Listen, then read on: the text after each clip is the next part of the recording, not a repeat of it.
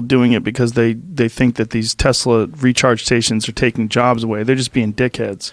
Exactly, Joe. So if you're going to be a dickhead, even though it really has nothing to do with you, right? Imagine when you actually think your livelihood's being threatened. Right, good point. Then you can see it getting revved up, to like a much higher level. Yeah. So I'm running for president in large part because I think we need to get in front of this set of problems. We have to say, look, if we're going to save $168 billion a year, maybe some of that should go to the truckers and give them a soft landing. Maybe we should have this universal basic income where everyone feels like they're getting $1,000 a month, which is not a work replacement. It's not going to make their lives easy. They still need to work. But at least it takes the edge off. It takes like the existential threat off. And also their kids getting it. So they feel like, okay, my kid actually has some kind of path to the future. And it's not like if I lose this trucking job, not only am I going to, struggle and suffer, but my kid will too. So my plan as president is to install a trucker transition czar and say, look, it is your job to try and manage this transition for the 3.5 million truckers. And Joe, we haven't even talked about the 5 million Americans who work at truck stops, motels, diners, retail establishments, all the places where the truckers stop every day just to get out, eat a meal, and, live a life.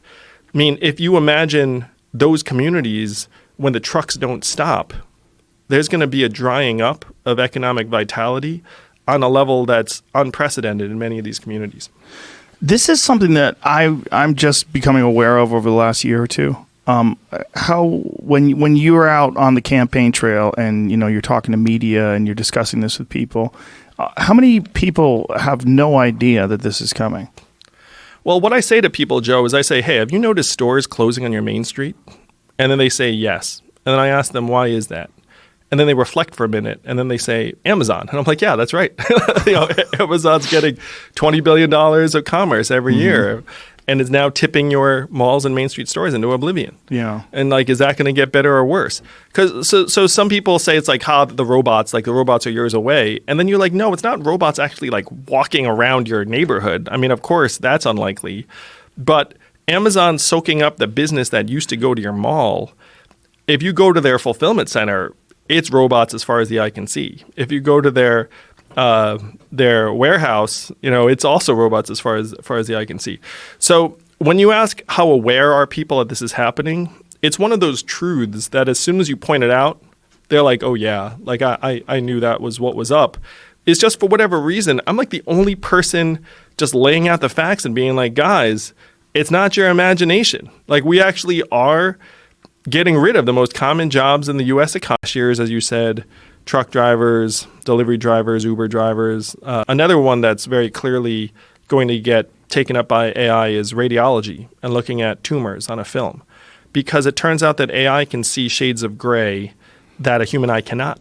All of these things are at record highs. It's like, if I spend extra time commuting, maybe I can save a couple bucks. And so if I make you cash strapped and make it so you can't pay your bills, you're actually more likely to be like, yeah, blame them. So what we're talking about, again, it's not this speculative future. It's that we've been doing this for years, and it's actually pushing our population into a mindset of scarcity, of nastiness.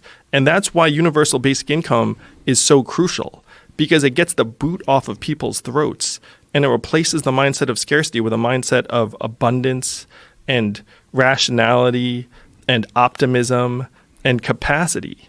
Well, the great thing is, again, this $1,000 is yours no matter what.